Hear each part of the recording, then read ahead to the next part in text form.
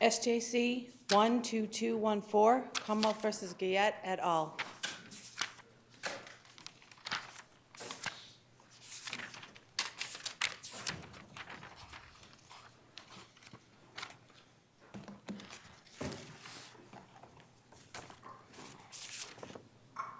Mr. Baylor, good morning. Good morning. May it please the court, Jeffrey Baylor for Alexander Gallett. Here we contend that Mr. Gallett's motion to suppress his statements to police should have been allowed. And if not, then at trial, counsel should have been able to question police about the voluntariness of Mr. Gallett's statement and the humane practice, at least the humane practice instruction should have been given. First off, the motion judge found that the interrogation was not custodial. We contend that it was. Mr. Gallett was 18 years old at this time. The interrogation occurred in a small room in the homicide unit. Okay, can you start off a little bit sooner than how did they bring him in? They brought him in, they found him at a park, and they approached him, and he was with his girlfriend, Miss Mathern, and they said that they used the so-called soft approach, where they asked Mr. Gallett if he would come and talk to them. And he seemed to be concerned about his girlfriend, and they were separated, and he asked what would happen to his girlfriend, and the police said, oh, other officers will bring her home. And he said, okay, I'll go with you. So then he was brought to the police station along with his girlfriend, who was brought separately.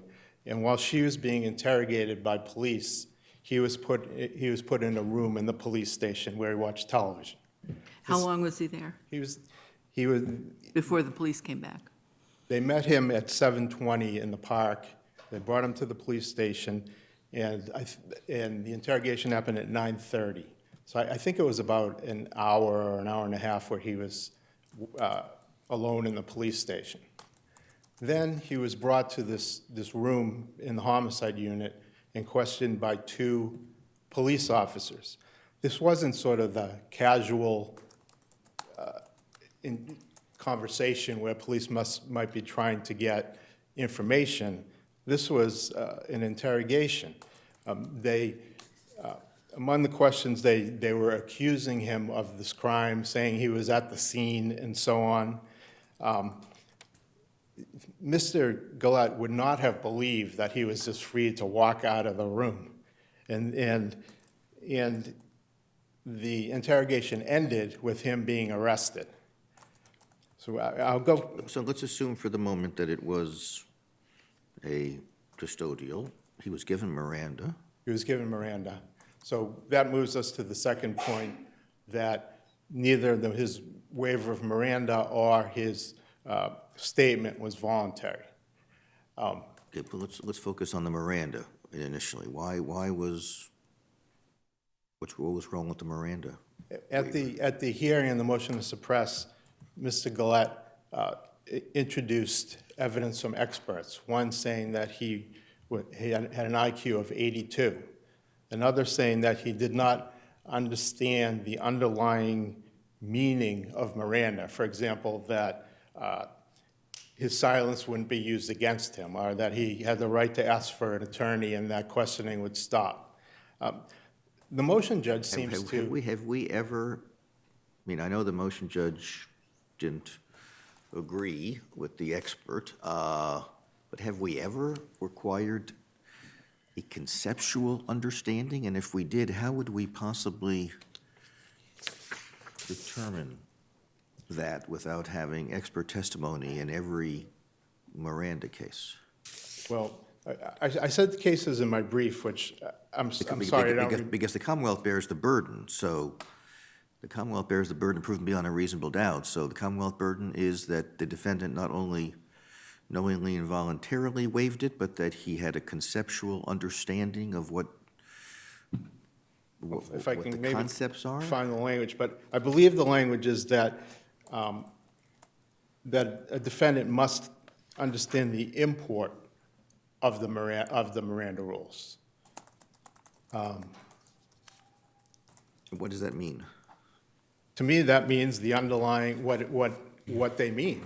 I mean, you can understand English and understand words, but maybe your IQ is low, or maybe you're very young, as in this case, and maybe you're being interrogated by police and you are panicked. You understand these words, but if they don't have no meaning, then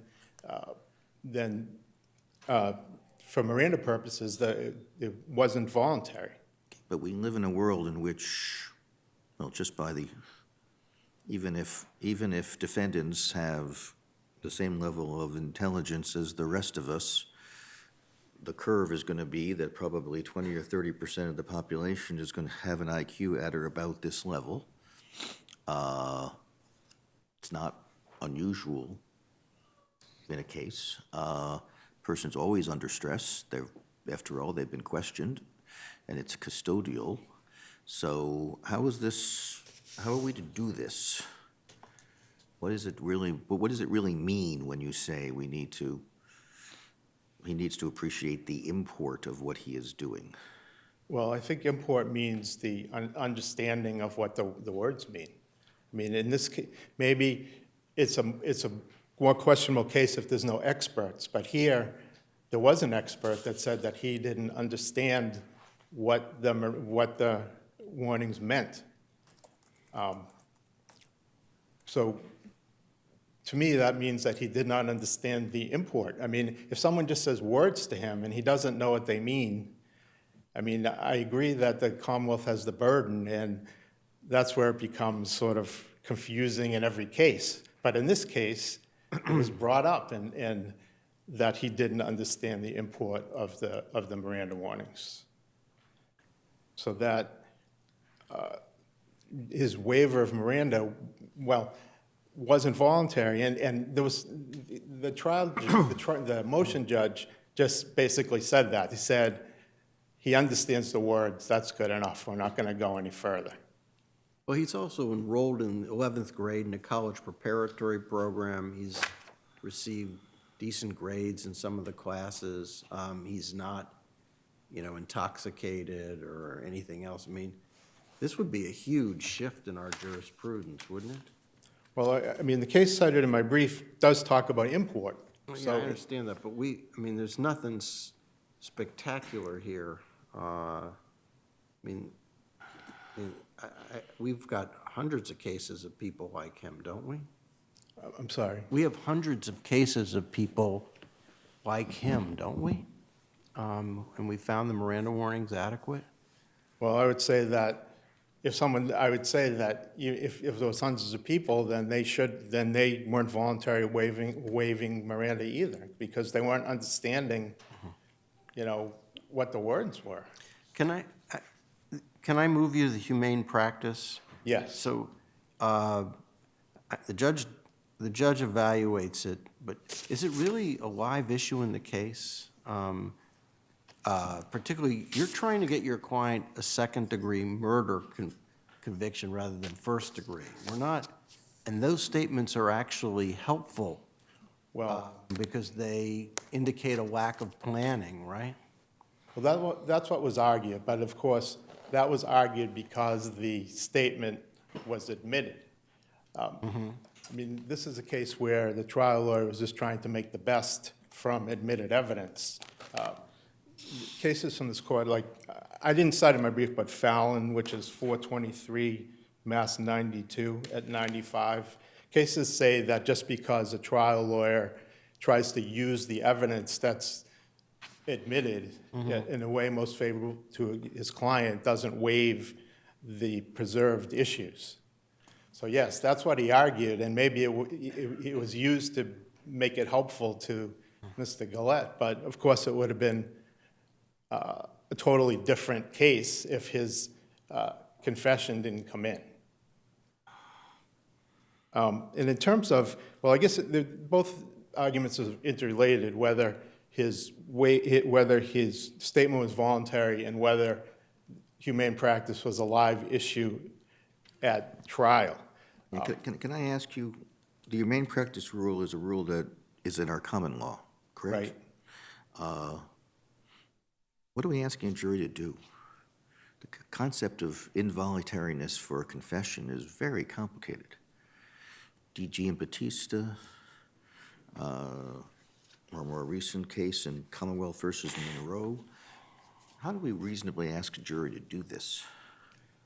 Well, that's what the whole, I mean, I guess that's sort of a philosophical question, but the rule is that the jury, if it's ruled on pre-trial by the judge and the judge finds that it's voluntary, then the jury gets to decide whether they're going to consider it or not.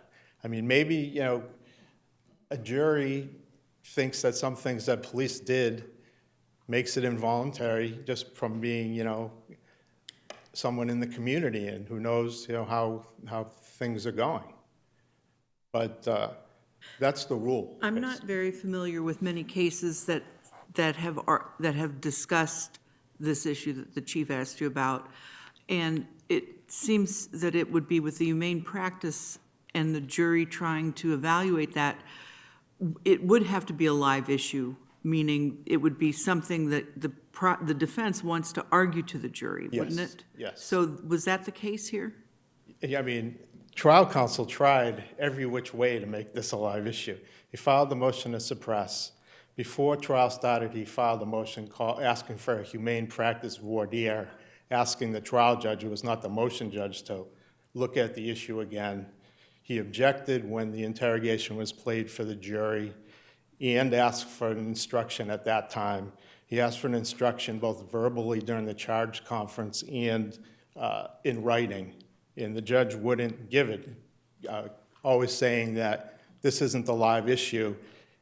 And I think the judge just wasn't looking at it correctly because she kept saying this isn't a live issue.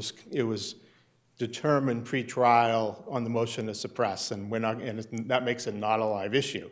But I think that's the whole point of the humane practice instruction, that even if a judge thinks it's not a live issue, as long as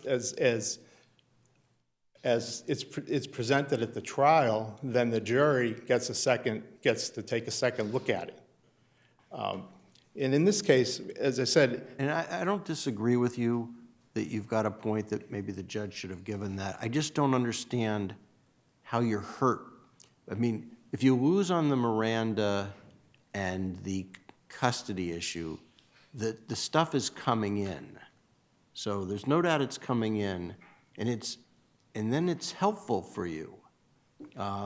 It's the basis of trying to lower the verdict. That Right. basically they didn't plan it. It was they just wanted the pizza and the Coca-Cola. I just don't see how it hurts you. well, it would have completely changed the tenor And of the remember, trial. what I mean is lack of the instruction on the humane practice as opposed to, You also have really damaging physical evidence to go along with this, right?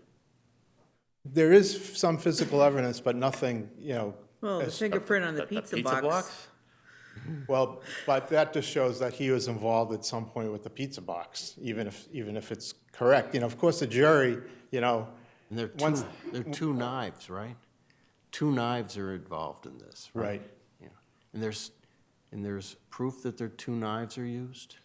I think I don't remember either knife being found. I mean, there was a knife found, but it wasn't connected to the defendants. I could be wrong. I don't believe. There was, I gather, a knife blade and A knife blade, right. handle found at the Yes, scene. yes.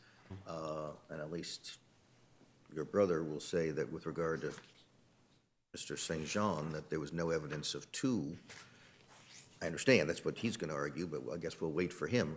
So let's go back. So was the only evidence that the stabbing was done by Gallett, did that only come from Gallett? Was there anybody else who testified that? That he did it? No, because there was a whole redaction under Bruton, which took co-defendants' names out of their statements.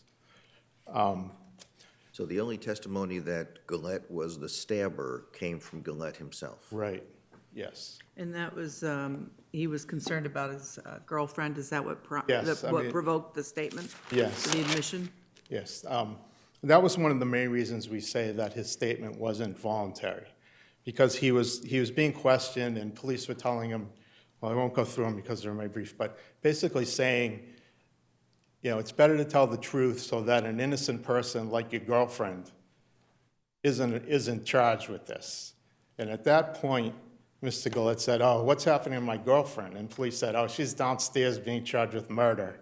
And that like, But she was. It was truthful.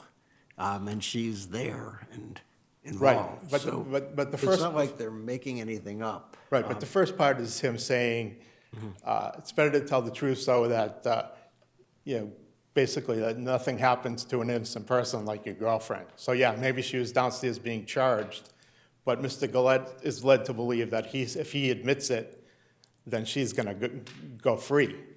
Well, no, does anyone say that?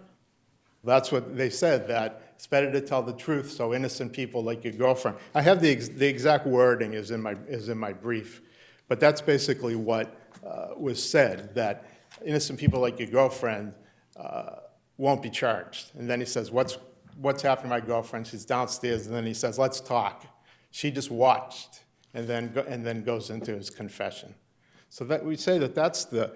I mean, I list the many other things that were said during this interrogation, like them implying they had evidence, like things on a bus and fingerprints in the car, which they didn't have, and saying like now's the time for you to tell the truth, and a bunch of other stuff. But I think that statement about his girlfriend, that just that pulled the plug for him. That was it. He wanted to save his girlfriend, and police said, oh, it's really that's what's going to happen.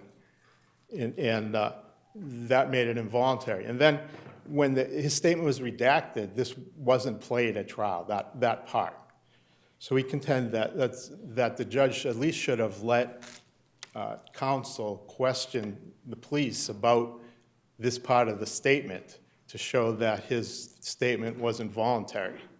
And that, of course, leads to the humane practice, that was one of the things that would have call for a humane practice instruction, along with all the other stuff that we argue at the motion to suppress hearing, which was played for the jury, that made his statement not voluntary. So voluntariness was a live issue. There wasn't, yes, witnesses weren't called to talk about the voluntariness, but the recording of his interrogation was played for the jury, and all of these instances that we contend made it involuntary were in that recording.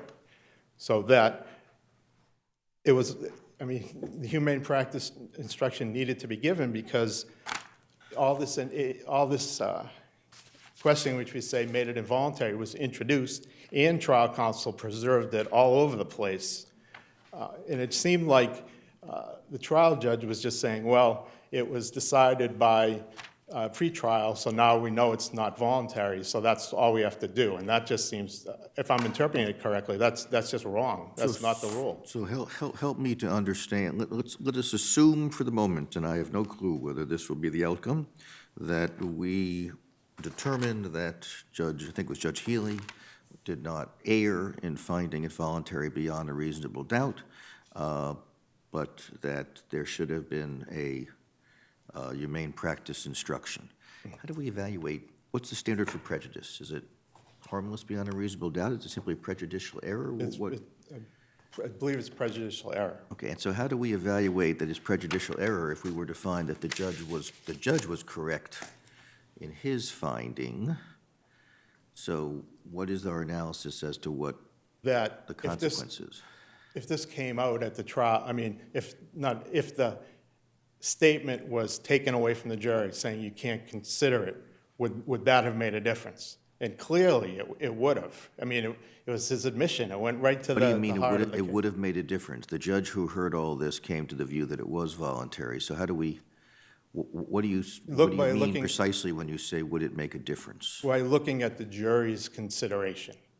What would the jury have considered? You want us to assume the opposite of what Judge Healy found, that the statement was voluntary? Right, if they considered it and found that it wasn't voluntary. Excise the statement. Yes, and then what? That's what you said we should do. Exactly, yes. But why would we, when Judge Healy found it to be voluntary and no Miranda violation? I'm sorry. It makes no sense to me when someone's already found it to be Well, voluntary. but that's the humane practice rule, that even if a judge finds it voluntary, then it still needs to go to the jury to consider whether it was That loops voluntary. us back to the live issue standard. To the, That loops back to the live, whether it's a live issue, really. Like, then they get the humane right, practice if it's a yes, live issue. it does, Okay. yes. So you're saying it, Do you know what that you're is? saying we would say would no reason, that no reasonable juror would have found it involuntary for it to be non-prejudicial, No reasonable jury would have found it involuntary, and therefore excluded it.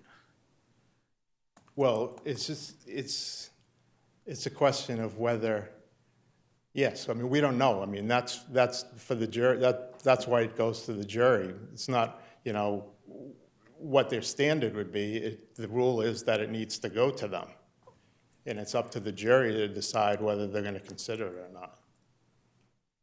Okay, thank you. Thank you. Ms. Lewis? Oh, I'm sorry, we're doing both of the defendants first. Okay, you've got 40 minutes of your own, huh? Okay, okay. Lucky you. All right, Mr. Crouch on behalf of Mr. St. Jean. Yes. Good morning, Your Honors. Andrew Crouch on behalf of Michael St. Jean, who appeals from the convictions out of the Suffolk County Superior Court. To begin, just to answer one of the earlier questions, there was one knife found at the scene. Broken knife had some of the victim's DNA on it, but then the medical examiner is unable to opine as to whether or not there were multiple implements or instruments used during this, or whether or not there was any more than one assailant, and that was at transcript 7, 124, 143, 163 to 166. But isn't there some other testimony indicating that there are two knives used? Or I Well, misremember? there's some testimony that there are two knives that Mr. St. Jean possesses a knife with some routineness, but not necessarily that it was. Obviously the argument that Mr. St. Jean made at trial was that he was not present in the actual location, was not inside the actual building. So as to what happened to the victim in this case, there isn't any evidence to suggest that it is more than one implement. I would like to discuss a somewhat different issue, namely starting with the first issue in the brief, in Mr. St. Jean's brief, that of the redactions of the statements of the co-defendant, Mr. Gallett. So in this case, Mr. Gallett made a sort of wide-ranging statement to the police, implicating himself and also the other two individuals in the case. But by the time we get to trial, Ms. Mathurin has faded away out of the case, and the only two individuals sitting before the jury are Mr. Gallett and Mr. St. Jean. And during the trial, the Commonwealth seeks to put into evidence, and indeed is allowed to put into evidence over objection, the wide-ranging statement, portions thereof. The jury has the video. They're watching the video of his. But the jury also knows that Mathurin is fully involved in all of this. They do know that that there is a third individual involved. Now the And they Commonwealth is. don't know that she's not being tried separately or anything. They don't know what has happened to her. There's no indication, as there shouldn't be, of what exactly happens to her. But the evidence largely is focusing on these two individuals, understandably so. They're the two who are on trial at this point. But the jury is sees this video that has sort of timestamps on it. But I think more importantly, they're also given, while they're watching this video, a copy of the transcript. And that transcript, which your honors have, looks a little bit like Swiss cheese. It's sort of laden with a lot of gaps, some of them small, some of them multiple pages. And I think both of them raise some concerns, especially here where Mr. Gallett does not testify. He is not The subject. judge gives the instruction though, right? The judge says, we've redacted extraneous information, please don't speculate. Correct, and this is Correct. That's prejudicial? It is because the Supreme Court has said, in Bruton and Marsh and Gray, that this is one of the few circumstances, one of the few exceptions where we don't presume that the jury has necessarily followed the judge's Well, instructions. that would be if this, in Bruton, that would be if the testimony were admitted and the judge said ignore it as respect to the co-defendant. That law doesn't apply to redactions. But I think it does in the sense that where the redactions are not done in accordance with that law, then I think we're looped back around to that same Bruton. Sure, if the redaction said, the guy that lives at 55 Main Street, Mr. So-and-so, and they just got rid of the Mr. So-and-so, there'd be a problem. If the jury could fill in the gap, Correct, which is what I'm that's what you're arguing. quite literally suggesting they are able to do here for a variety of reasons. If we look at the small gaps in this case, these transcripts. But isn't it's much harder because there are 3 people involved. It is certainly something that this court is to consider, but I don't think, this is not in a case such as Vasquez where we have half a dozen different individuals involved, and 4 of them are at trial at that point. This point, which is very different than Vasquez, there's one other individual sitting at counsel table. What's the legal standard as far as how easy or hard it has to be for the jury to fill in the blanks? That is a good question, and that's sort of the one that we're Every now and then I ask one. Yes, and so we are at that point where we're sort of looking here, and I would suggest that the jury is able to fill in that gap, under almost sort of any standard by looking just, there's one thing when we're looking at the multiple page gaps. That's, there's speculation that can occur there, but when we're looking at a single word that is basically in the course of the transcript as we see it, 1 or 2 letters, this is starting to fall into those cases I'm going to mess up the name, the Bassigalupa case, where you're looking at, that a tiny redaction where they say, should we add a pronoun, should we add just a symbol? And so what they often do is they will just, in the problematic cases, they have a blank line. Here, that's essentially what we have, and it's not as if it's a long thing that could have been anything. It's going to be a 2-letter word is what could have fit in there. It's not going to be the word Umile. It's not going to be the word Mathurin. Sometimes it could be Mike, but oftentimes it's we or us, and that's what's it. And you look at the unredacted versions that we have in the record, that's exactly what it is every single time.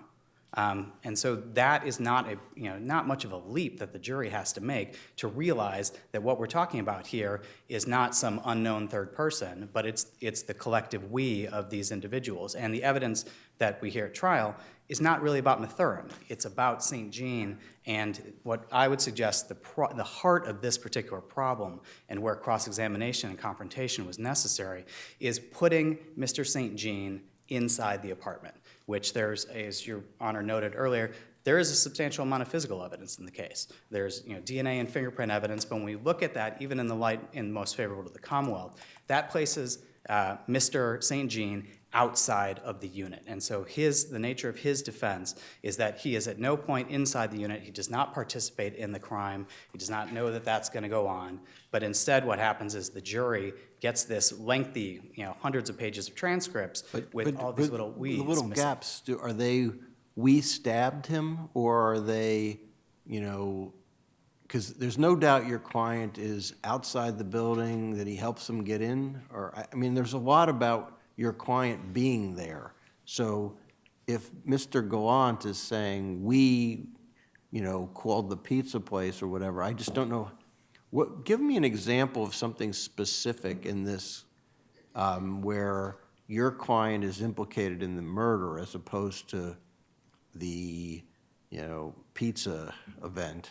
Sure. I think they're sort of bound up with one another because it's not a situation where it is as obvious as blank stabbed blank or blank stabbed the victim. But what we have here is something that goes right against the nature of Mr. St. Jean's defense, that he is not inside. And so I'm going to use Mr. Gallett's record appendix. We have a bunch of different ones. Mine's electronic and a little more difficult to deal with.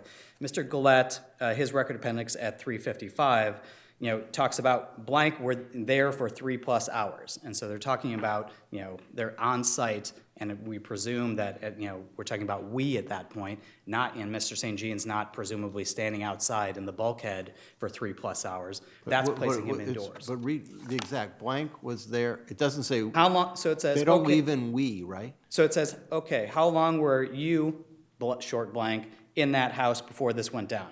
Blank there for a good 3+ hours. How does that implicate your client? It suggests that Well, here I would suggest because of the small nature of, and this is just the first of a few. Go ahead, Yeah. keep going, Sure. find something So good. so here, I'd say that suggest this short blank is, there's only so much, so many different things that Why this could couldn't be. that just be I? Because they don't redact I, because it's a statement against the defendant. And so that is something that is not redacted at any point and shouldn't be redacted, because that's something that should come in against him. But unfortunately here, because we have this missing information, the jury is led to speculate, and I would suggest doesn't require much in the way of speculation to figure out who he's talking about at this point. And it's going to be Mr. St. Jean, the person who's sitting directly next to him. And this undermines his defense, which is that he is not at trial, and he cannot cross-examine Mr.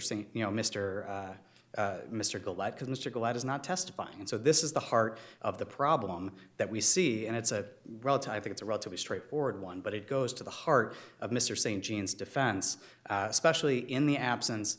It's sort of a different story if there's a substantial amount of physical evidence that places him in the unit, but as I think the Commonwealth concedes in its brief, that evidence is largely placing him sort of outside the unit. It's not the direct evidence tying him. But as I said, this is the first of what I would suggest are, and they're cited in my brief, but a number of different instances where we have these short gaps that cause some problems.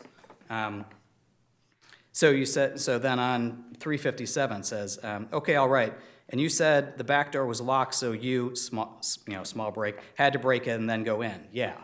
And so again, I'm suggesting, it's undermining his defense that he is not in the unit. And so then he goes on to sort of answer the question, and then he says, by the time, and then blank, when blank first walked up with the old pizza guy walking behind me, I remember just looking and seeing the light on and seeing him outside.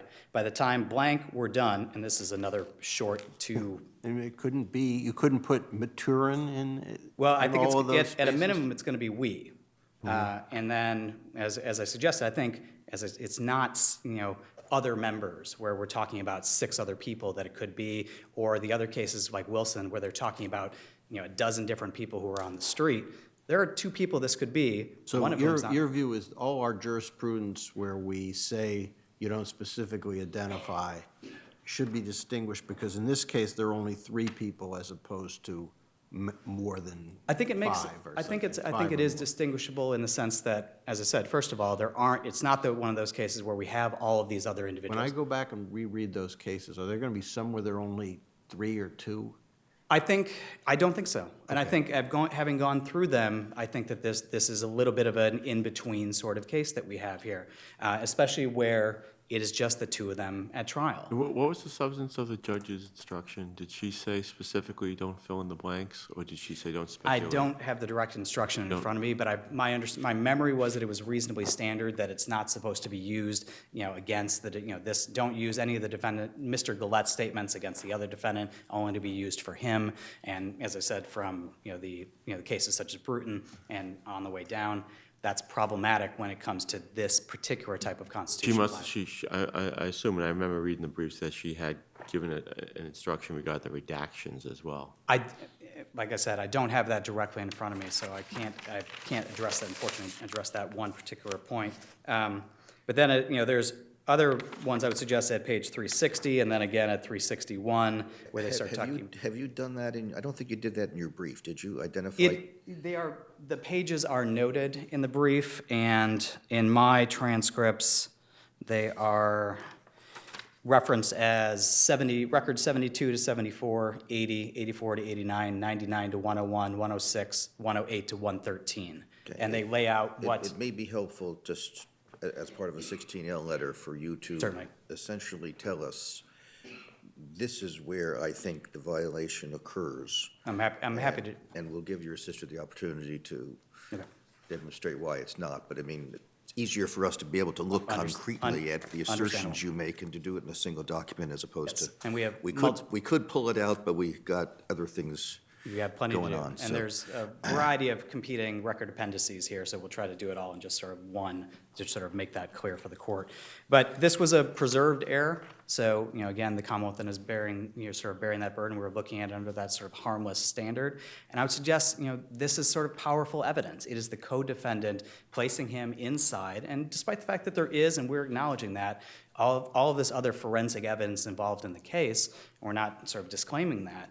This is the co-defendant. This is his individual sitting next to him, his friend sitting next to him, basically placing him inside, undermining, that what is the sole basis of his case is that he is not inside. He's not involved in that part. The standard review, were you objecting to the way the redactions were done? I can't remember. There are two sets of arguments here. One, I would suggest that as I argued in the brief, there are redactions here that I think that should have been done a different way. And I think there's oftentimes the examples we give are police officers' statements that are left, questions that are unanswered that shouldn't have been there. That is an unpreserved error that was not objected to below.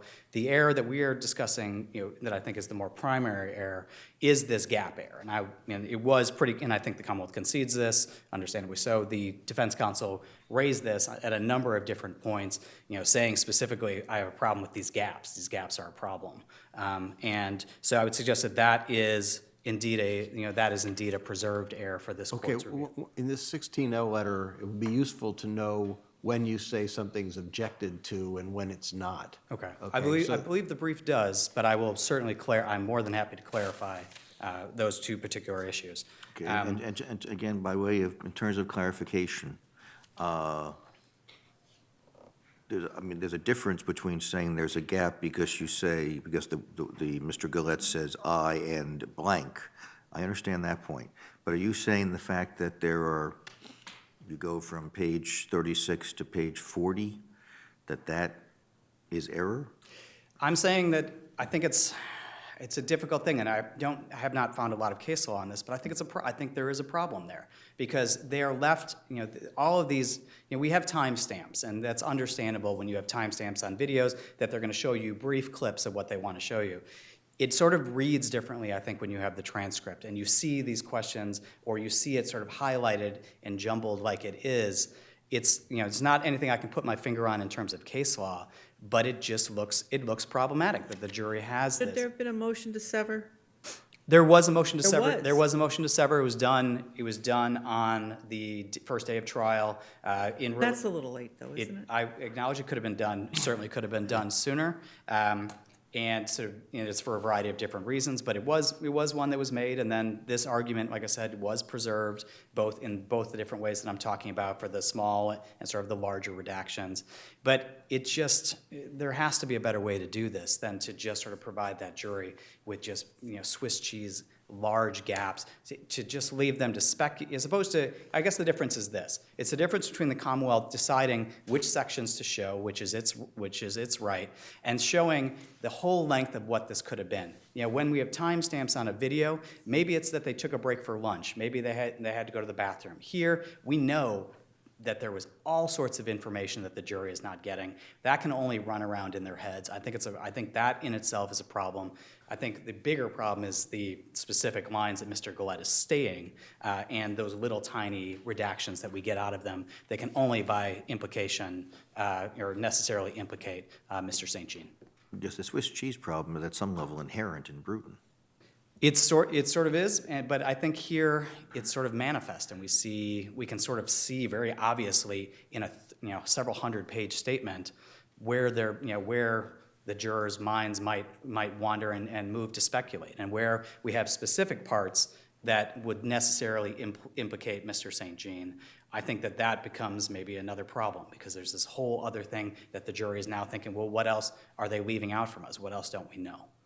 But I guess part of it is the dilemma is if they delete too little, you say you've got a Bruton issue because the jury can infer who it is, and if they delete too much, you say, oh, it's Swiss cheese. So They're I think- damned if they do and damned if they don't. And that's that is the nature of Bruton. That's the nature of this particular thing, it's why it's such dangerous, And, it's well- playing with live dynamite. I mean, it's a dangerous thing because it is it is a statement made by a co-defendant that he has no ability to cross-examine or confront. And we know it's why these cases are so serious. And in this case, it undermined the nature of Mr. St. Jean's defense, went to the heart of it despite the other evidence, and that's why we suggested such serious error. I guess it's a different, somewhat different issue for whether the judge abused her discretion in denying the motion. I guess you're just saying it played out problematically. Correct. And I think, there may be a way that this could have been done, that those statements indeed could have come in and not, I think the language that is used in these cases is that the references need to eliminate any reference to his or her existence. And in this case, I don't think that this court can find that was that standard was met. But how do you do that in a case where your client, we know your client is there? So does that mean when this case wasn't severed, it was automatically had to be reversed then? I don't think so. I think that there could have been ways that, where we have a problematic state, these statements as to basically putting Mr. St. Jean in the building, inside the apartment at Mr. Gallett. Nothing you read there put him inside, nothing you read to us just now indicate anything that's not consistent with what your defense was. I would disagree, and I will put in the 16L without argumentation, sort of the sites to where we think, there are a variety of things that Mr. Gallett had said that sort of place Mr. St. Jean inside the apartment, which I think is sort of the key issue here, and I think is the key nature of the problem. So I'm happy to address that in the letter. The way they entered the building, the testimony about how they got in, I'm trying to remember. They use a knife to get in, right? I think there was a statement that he punched a hole in which is how he said he cut That from St. Gallett? That is from St. Jean, that he, to allow entry in, he had But what punched. did St. Jean's testimony say about getting in? I don't think it goes any further than that. I think he just said that. What does it say? I don't have that particular part of the transcript directly with me, but he says So that he had punched. So he testifies himself that he helps get them in. It's through his own statement to the police that is admitted. It gets him inside. I don't think, it doesn't go that far. So he's letting them in, but he's not following them in? There is a necessary gap, or there's a gap in the information as to what the rest of that evidence shows. And it's not through any statement that he makes, but then it is through, it is necessarily the implication through the statements that Mr. Gallett makes. Does he say that the punching the window is what caused the injury to his hand, or is that just what? That is what he said, yes, that was his So statement. he actually said that my hand was injured when I punched through Correct. the window? Yeah, that was one. Although at first he said it was during robbery, That when was- he'd been robbed. Yeah, there was yes, his first statement to the police was different than that, yes. All right, thank you. Thank you. All right, Ms. Lewis, the equivalent of a marathon. Pace yourself. Touch on the salient points. Good morning, Your Honors. May it please the Court. Sarah Lewis on behalf of the Commonwealth. With me today is the trial prosecutor in this case, Assistant District Attorney Jennifer Hickman. I would also like to recognize members of the victim's family who are with us in the courtroom today. We are asking this court to affirm the motion judge's decision denying Gallett's motion to suppress, and to affirm both Gallett and St. Jean's convictions for the brutal murder of Rochelle Nova on the night of September 1st, 2010. Unless this court has an objection, I will begin with Gallett's motion to suppress.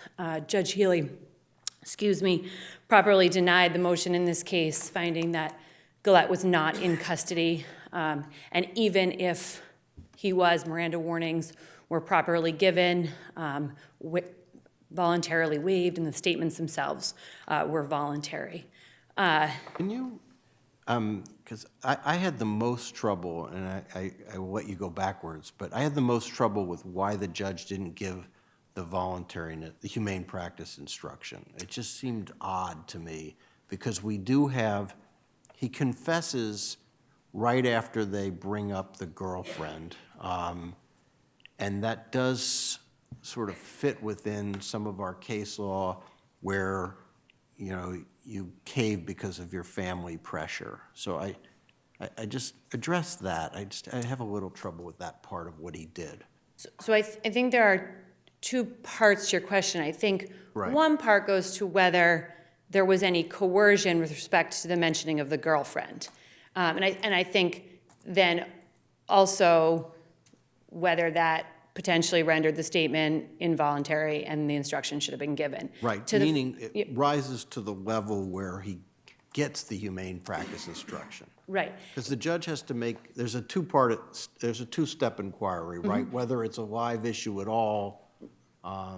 If it's not, then there's no instruction given. But I thought if it's a live issue, even if he thinks that it doesn't meet the standard, it still has to go to the jury, because the jury could disagree with him on that, or her on that. Right. I think it's best to just begin with Tavares, which says, just to get the standard out there about when the humane practice instruction is given. Tavares says, our humane practice requires that when statements amounting to a confession are offered in evidence, the question whether they were voluntary is to be decided at a preliminary hearing in the absence of the jury. That happened here with the motion to suppress. If the judge is satisfied they are voluntary, they are admissible. Otherwise, they should be excluded. If the judge decides that they are admissible, he should then instruct the jury not to consider the confession if, upon the whole evidence in the case, they are satisfied that it was not a voluntary act of the defendant. And then the court says in Tavares, but a judge has no duty to ask the jury to pass on voluntariness unless it is made a live issue at trial. And I think to the point about what a live issue means, I would point this court's attention to Commonwealth versus Kerwin. And in that case, this court says to raise voluntariness at trial, substantial evidence of involuntariness must be produced. And Kerwin is 448 Mass 304, and it's a 2007 case. So now turning back to the Mathurin issue. Judge Healy addressed this issue about whether mentioning the girlfriend then coerced the defendant's statement. He specifically found it didn't. I would point the court's attention to the fact that the detective said nothing false, made no threats. Judge Healy in the motion to suppress stage. Right, exactly, yes. What happened was that in the course, and I want to address your question directly. I just think it is You're important. helping me, so I'll Okay. keep going. You got 40 minutes.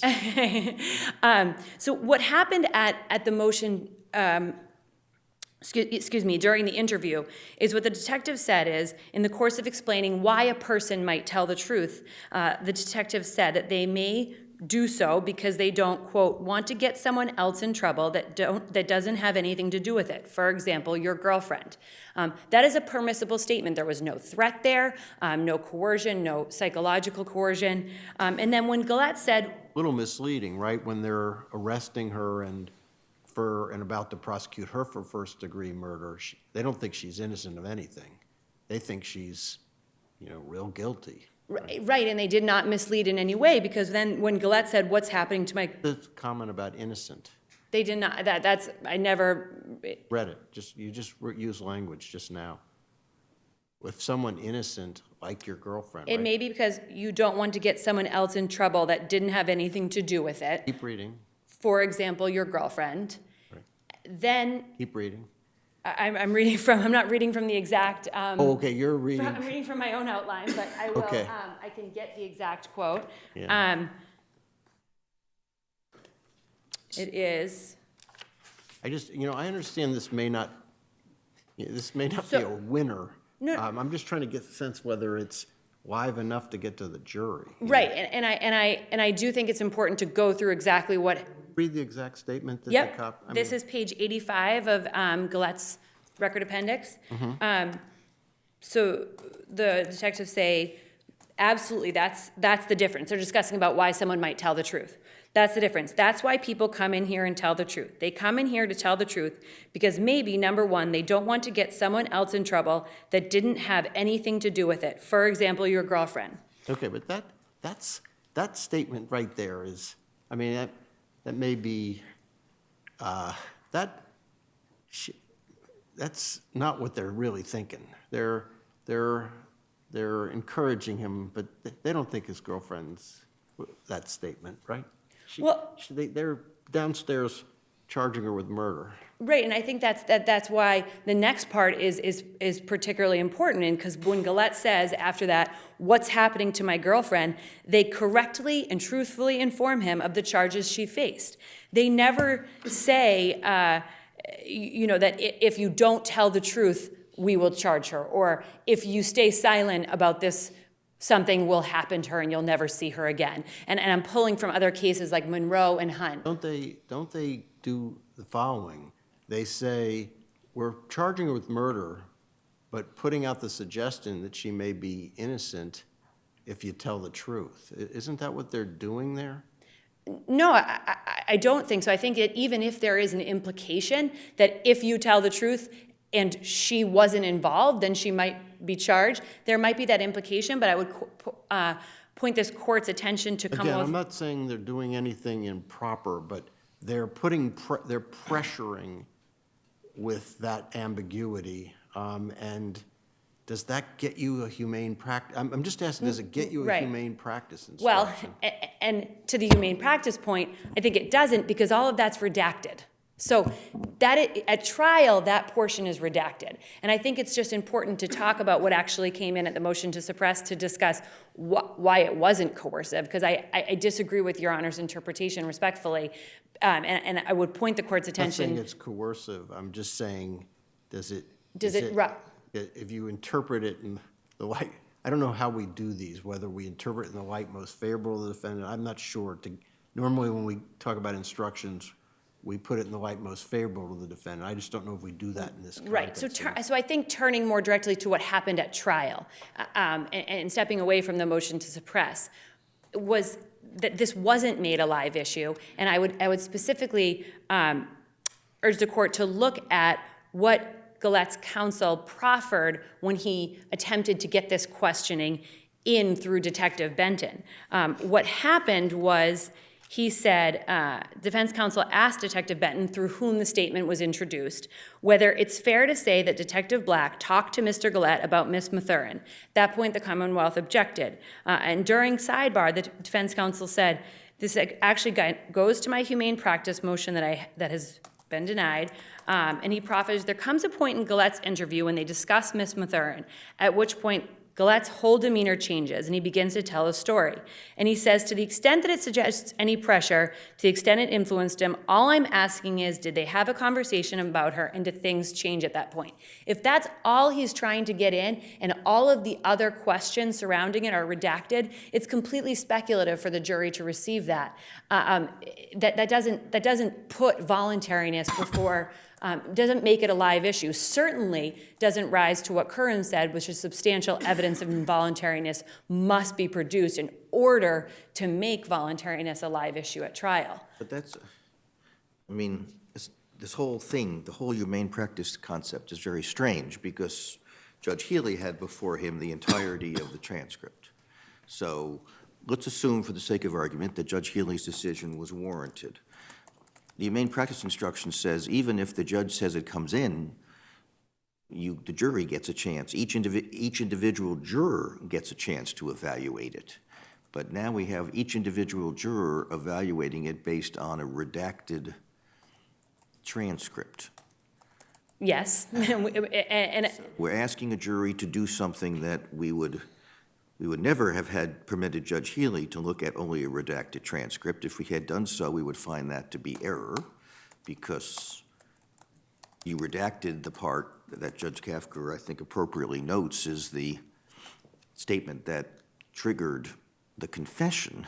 And that's why I think it is important to turn to what Judge Healy found and what is in the unredacted statement in order to inform what happened at trial and what could have properly been put before the judge. But it can't be, I mean, either we get rid of the humane practice rule or we keep the humane practice rule, but we can't say it's only a live issue if the motion judge found it involuntary, because if the motion judge found it involuntary, jury's not going to hear it anyway. Right. So There has to be, unless the humane practice rule means nothing, it has to mean that even where a judge finds it to be voluntary beyond a reasonable doubt, the jury still gets a shot at doing its own evaluation. And it's actually each individual juror, so you've got 12 judges of its voluntariness. Right, and I think that the jury, what the case law says, is permitted to make that, or should be instructed to make that determination where there is substantial evidence of involuntariness produced. And I think that even with the unredacted statement, this isn't substantial evidence of involuntariness. And I think the other point here that's important is that at this point at which the judge Well, let me stop you there, because there's also a disconnect there. If there's substantial evidence of involuntariness, then how would a judge find beyond a reasonable doubt that it was not involuntary? Will you repeat Or your in order for it to be admissible at all, the judge has to find beyond a reasonable doubt that it was a voluntary statement. and that was found here, and I would specifically, I understand that, but if we say but it was found by the trial. it's only a live issue if there is substantial evidence that it was not involuntary, then the question is, well, if there's substantial evidence that it was not involuntary, then how could the judge have found beyond a reasonable doubt that it was voluntary? Because I think that what the case law would suggest is that the judge first, and I would say the trial judge here, did find voluntariness. She specifically says, with respect to Gallett's statement, I watched Mr. Gallett carefully on the video. He seems very controlled, poised, and very cool, calm, and collected. There was no pressure brought to bear by other officers, so nothing I've seen on the video would cause me to change my mind about Judge Healy's determination, and that's at volume 10, page 80. And then she says, both the defendants chose not to, in her determination of why it's not a live issue to then give the instruction, she says, both defendants chose not to take the stand. They could have taken the stand, or even Cross Benton or any of the other officers involved in taking the statements regarding involuntariness. And in fact, They have to take the stand in order to make it a live issue? No, but what the case law would suggest is that there has to be some, there are witnesses in other cases who are presented that talk about incapacity, intoxication, a mental impairment. None of that evidence is produced here. The only thing that Gallett puts forward is this portion of the statement where Mathurin is mentioned. And again, So the state of the evidence has to change in the cases where we have expert witnesses who testify exactly. as to mental capacity, intoxication, et cetera, then it would become a live issue. That's what you contend? That is what my reading of the case law says. But how do you And do because we also have found coercion through this family pressure. So how would you create the necessary evidence about family pressure other than the way he tried to do but wasn't allowed to do? I think he could. Cross-examine. So he should have what should he have done on cross-exam? Because we can't force him to testify, obviously, right? Understood. So what should he have done on cross-examination that he didn't do to make these points? I think he could have certainly filed a motion to unredact, filed a motion in limine prior to trial to unredact this portion of the statement. Mathurin was no longer at counsel table. The Commonwealth. He did move, and the judge said no. Gallett did not file a motion to unredact this portion of the statement. But he asked on cross-examination, can I get into the whole girlfriend thing? All he said is, he said that he only, and I will get the quote, all I'm asking is, did you have a conversation about her, and do things change at that point? And I think putting that before the jury without getting any of the redacted portions around it is completely speculative and would have been misleading for the jury to assess voluntariness at that point. So he should have put in, the cop misled me and started pressuring me by saying it would get my girlfriend off. Is that what he should have done? Could he do that? No. Would the judge have allowed him to do that? What I'm arguing is that because Mathurin was no longer at counsel table, under doctrines of verbal completeness or other exceptions to the hearsay rule, he could have moved to unredact the portion, the salient, the relevant portion surrounding what happened when Gallett then said, let's talk. He could have moved to put that in, and then the jury could have, on its own, had evidence in front of them to be able to assess whether they thought there was coercion there. There was nothing for the jury to assess if it wasn't in evidence, if it was redacted. Say we don't buy this. Tell me why it's harmless. Can it be harmless in the sense that the statement gets to come in, but the jury wasn't given this instruction. Is it harmless because of what Judge Healy did? I'm just trying to understand if we think that the instruction should have been given. I mean, this is a case where there's a huge amount of evidence that this person's guilty, but I'm trying to understand, how do you make the harmlessness argument if we conclude that there should have been a humane practice instruction? I think that it's important to look at the overwhelming other evidence, as you just said. And I think the first point is that if the court does conclude that Judge Healy was correct, the statement comes in, it's admissible. Right. So then, as you said, the question is whether the failure to give humane practice was error.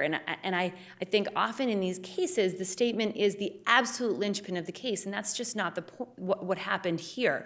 We have overwhelming other evidence of connecting Gallett and St. Jean, but I think we're talking about mostly Gallett in this issue, to the crime. I mean, Gallett had the victim's blood on him, on his shirt, and his blood, both were on his shirt. That's just one. The forensics are overwhelming, and I can get there, but let me just start. You have the surveillance video, which, when coupled with other evidence, puts these three people at the scene. Aileen Valerie's testimony was particularly probative. There was testimony that Gallett had a knife and usually carried it with him. The conversation that she overheard hours before the crime, where they planned to catch a Vic and rob somebody. After the murder, the three returned to Aileen Valerie's house, and Gallett had blood on his shirt, blood on the bottom of his sneakers. He was carrying a pizza box that was later found to have his prints on it. That was the pizza box from which he ate the pizza the next morning. And then turning to the forensics, Gallett's fingerprints place him at the scene. They're also on a lot of the items that are taken from the house, plastic bags, pizza boxes. And again, the DNA on his T-shirt that he was wearing that night, and the victim's DNA on that T-shirt. Are you aware of any cases where we've had to do this, where we recognize the statement should have come in, they didn't give the involuntariness, they didn't give the humane practice instruction, we found it harmless? Any cases you're aware of that analyze this? Because it's such a weird situation where the evidence comes in, and the problem is that the jury isn't given this kind of, basically Hail Mary instruction.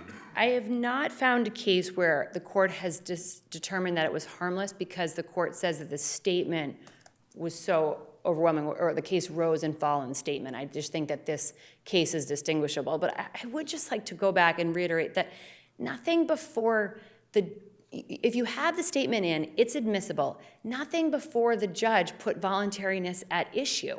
I think I would point the court's attention to the questioning that Gallett's attorney did, first of Detective or Officer Aaron Blocker, who first stopped Gallett at the skate park. Defense counsel elicited testimony from Blocker that when Blocker first approached Gallett, he asked him his name, he gave his, Gallett cooperated, gave his name. He elicited testimony that Gallett agreed to accompany Blocker back to headquarters, and then when he arrived, he was cooperative.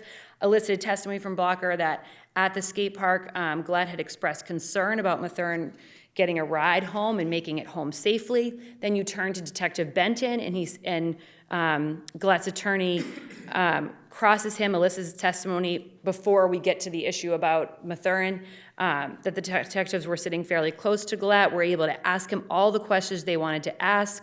Gallett cooperated with them and at no point refused to answer the questions. That early on, he appeared he didn't want to tell them what happened, and then during the interview, there was a point when they talked about somebody else who was present in the station. All of that came out, and defense counsel in his closing highlighted that, said there was some point, then somebody else is discussed, and his story changes. So I just, that doesn't put voluntariness, that doesn't make voluntariness live issue, specifically where this court has said there needs to be substantial evidence of involuntariness. I know we're having you run the marathon, but I'd like to switch to St. Jean for a second. Before we do that, Justice Kefker, just a few more things, but he's right, we do need to get to Mr. St. Jean. Defendant here found guilty of felony murder and extreme atrocity or cruelty? Yes. So if you were, for the sake of argument, to lose the statement, then the jury would not have his stating that he was the stabber. It would have to rely upon all of the other forensic evidence indicating that he was there. Right. Correct. So you would be essentially, so are you saying essentially that the evidence of joint venture is so overwhelming that it does not matter, even if the jury would not have known necessarily who did the stabbing? I think that the evidence of joint venture is overwhelming, specifically referencing Aileen Valerie's testimony, and then the forensics putting all of the fingerprints and DNA found on from both defendants on both items.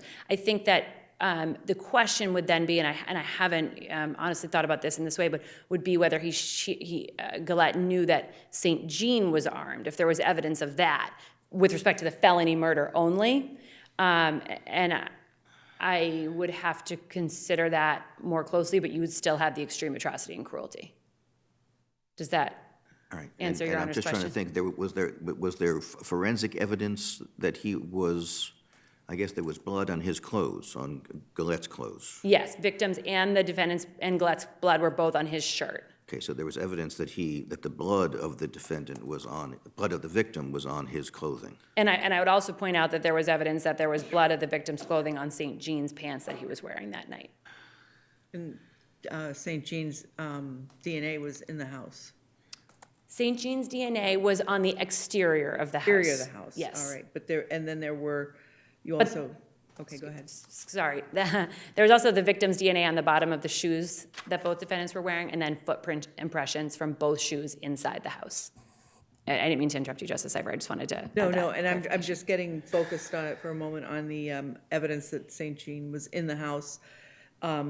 We have the girlfriend walking the pizza man into the house, and then can't we draw an inference, a reasonable inference, I would think we could draw from that St. Jean's in there, and then the neighbors see three people leave. So when you Yes. combine that with the other evidence, the DNA evidence.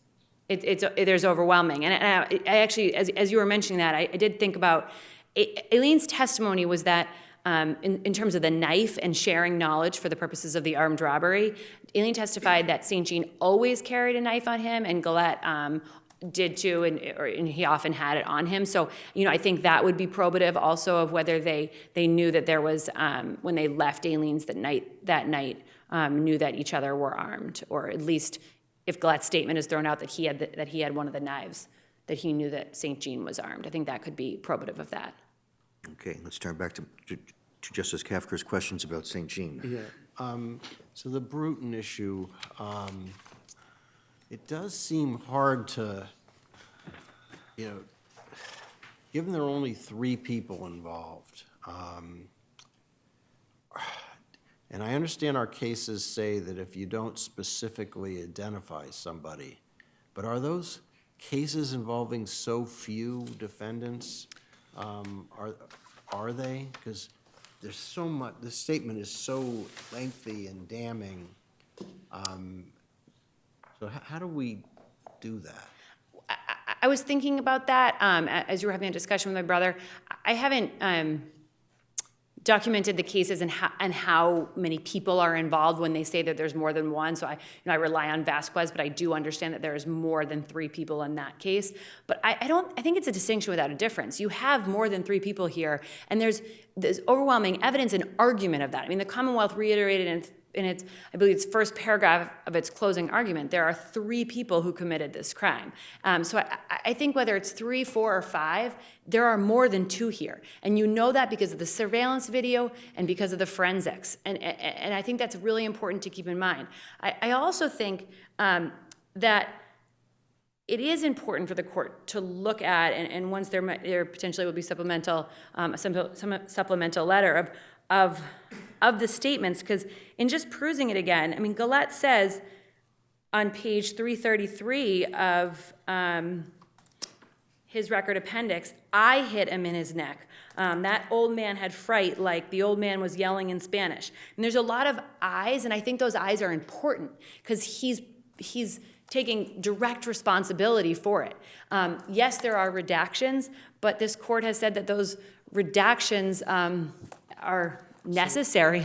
So the jury, so when the jury is presented with the Swiss cheese here, and when they're presented with all these eyes, but they're also presented with St. Jean's defense that he's never inside, they can make sense of that in saying that all these comments are not commenting about St. Jean being inside the, is that what you're saying? They could certainly do that, and specifically with the limiting instruction that the judge gave. And I would just, I know there was a question about the exact wording of the limiting instruction, and the judge said, if I can just turn to it in the Commonwealth's brief, excuse me. She provided and reiterated, this is page 54 of the brief, a strict limiting instruction. Quote, evidence relative to each defendant can only be held against that defendant individually and separately, and that any defendant's alleged statement can only be used against that particular defendant and not the other. And I believe that was given on 4 occasions. And then she also gave an instruction about the redactions themselves. Can you turn to Gallett's record appendix at 318. So the officer's talking, this is the Tom Brady stuff. Yep. Can you take a peek at that and explain to me how the jury can deal with it? 2 guys who did something and somebody gets hurt. I'm looking at that part of this. Walk me through how the jury will not take that to be St. Jean. Because Mathurin is in. Will you read it just and then? Sure. So this is when Gallett says, what percentage of people come here and tell the truth? Right. And they're talking about why people might tell the truth. And the detective gives this Patriots analogy about Randy Moss and Tom Brady both getting credit for a touchdown. And so on page 318, who the detective says, I hope I'm reading the salient, who do they give the points to? Do they give them to Brady or do they give them to Moss? And Gallett says, to the whole team.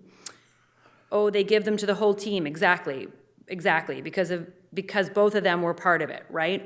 So the team gets the credit. Should I continue? Yeah, well, I'm interested in Right. the 2 guys who do something and somebody gets hurt. That's the language I'm most interested in. Right. And how we make sense that that's not referring to St. Jean and Gallett when those are the 2 guys. I mean, I can understand a concern, but it's first of all not relative to it's not questioning about where were you that night? Are you 2 guys there? Who's taking responsibility from it? It's just a hypothetical that's being given to discuss, to answer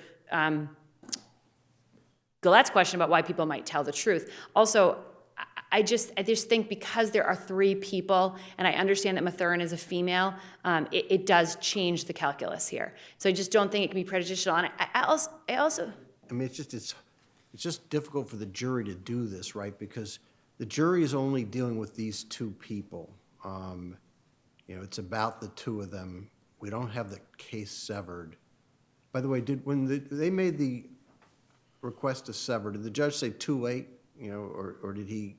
I can't remember if it's a he or she explained. It's Judge Giles, she. So too late was part of it, but also did not see that there was going to be mutually antagonistic defenses such that there wasn't any other sufficient evidence that, even if there's a mutually antagonistic or reconcilable difference, Did they raise the Bruton issue in the context of the motion to sever? No, it was from my recollection, and I did recently read it, but I read it, that the crux of St. Jean's claim was about the mutually antagonistic defenses after a failed plea, and whether they would then point the hands at each other out of animosity for the failed plea. So I think that, I don't think that the Bruton issue was specifically raised. And I would also like to point out, the defendant does preserve the error with respect to St. Jean, yes, to his first claim that Gallett's redactions are prejudicial against him, or Gallett's statement. But just for the second claim about the redactions in general being overly prejudicial, he agreed to the redactions. And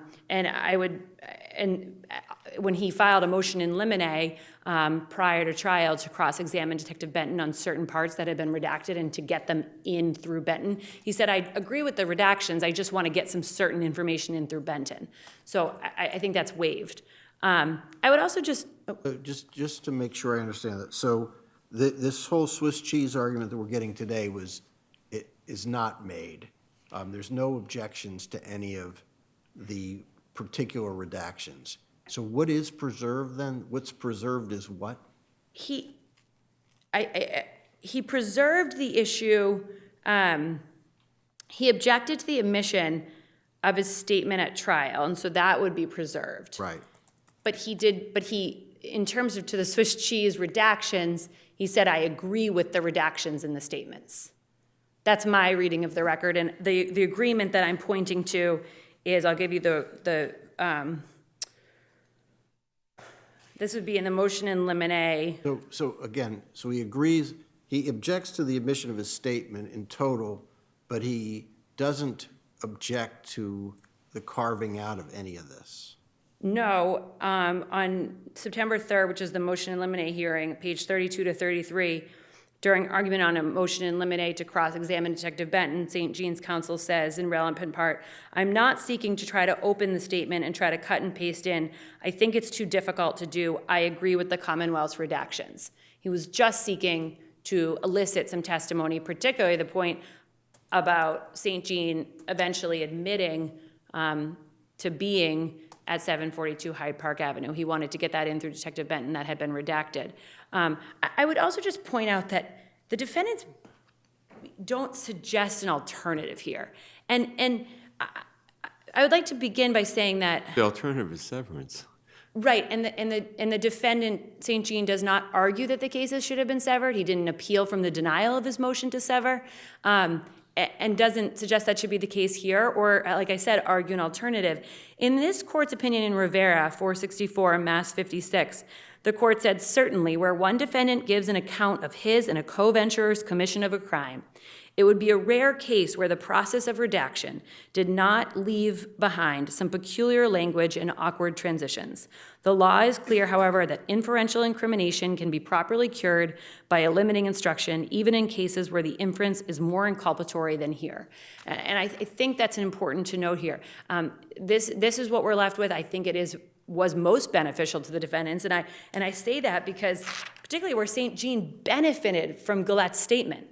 St. Jean's defense was that Gallett did it. I was there, Gallett did it. And so he used Gallett's redacted statement to support that defense. Let me ask you, that leads to a question I'd like to ask you about the defenses of both defendants. What were the thrust of both defendants' defenses?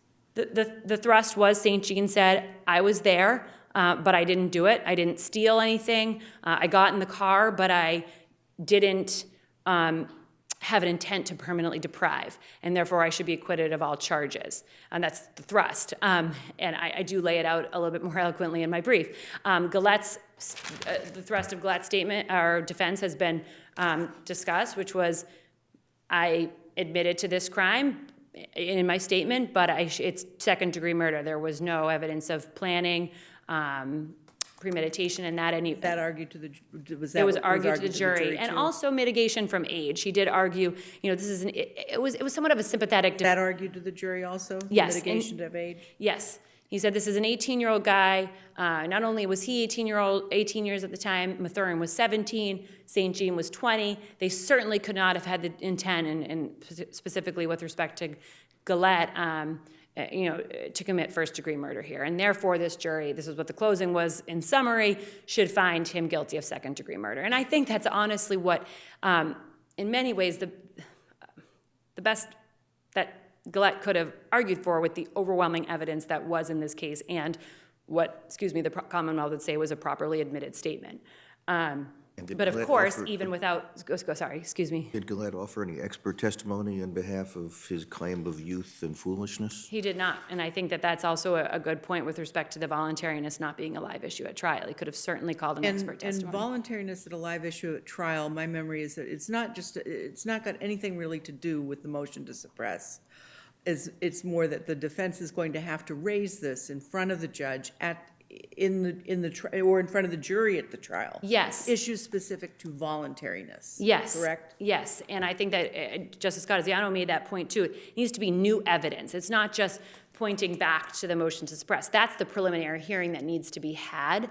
And I think that Judge Giles in this case was correct to deny Gallett's motion for a humane practice voir dire where the motion to suppress had already happened. I couldn't find a case where you got a motion to suppress evidentiary hearing and a voir dire testimony prior to trial. I think Judge Giles properly relied on her own view of the video, but also on Judge Healy's, determination of voluntariness, which I think was entirely proper in this case. Maybe you don't find it because you can't find a trial judge who didn't give it to the jury after there was a motion Understood. to suppress on the grounds of voluntariness.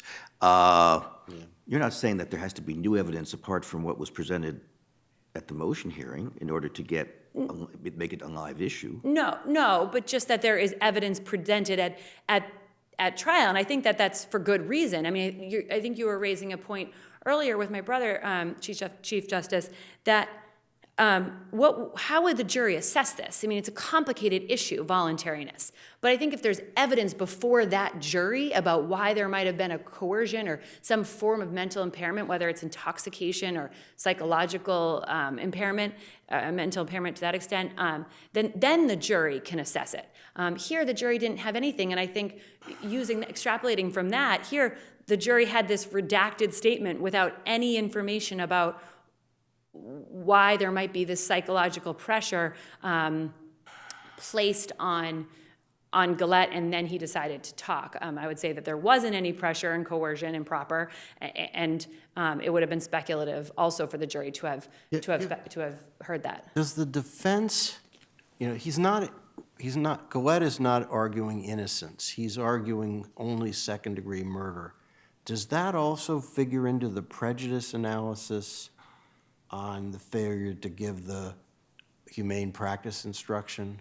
Because, again, the statement's coming in, and his defense is, I killed him, but I didn't do it. I just don't know. I don't think necessarily, because I think that was his defense. I mean, his defense at trial was second degree, using his statement to his benefit. But my question is, does that help you on the prejudice analysis? Yes, well, How does it help you? 'Cause I think, do we take into account the fact that he's not claiming to be innocent here? He's just trying to get a second-degree murder verdict. I think you could certainly take that into account. He's not claiming innocence. I guess I would say it helps just insofar as the defense he presented at trial, which is using his statement to his benefit to ask for a reduction of the verdict and not to claim complete innocence or that his statement was involuntary and therefore find me not guilty. And he was, I gather, given a second-degree murder instruction as to extreme atrocity or cruelty, but I would think not as to felony murder. Your Honor, I do not recall. I can provide that answer, but I mean, it would be clear in the record. It can be clear from the Yeah. instructions. because I'm sorry, I don't have the answer to I don't that see how question. you could give a second-degree felony. Right. The claim here is armed robbery. Right, And there's no doubt that a knife was used. right. Okay. So just, if the court has no further questions, the Commonwealth will rest on its brief and ask the court to decline to exercise its discretion under 33E to reduce the verdicts. Thank you, Your Honors. Thank you. We'll take our morning break. All right.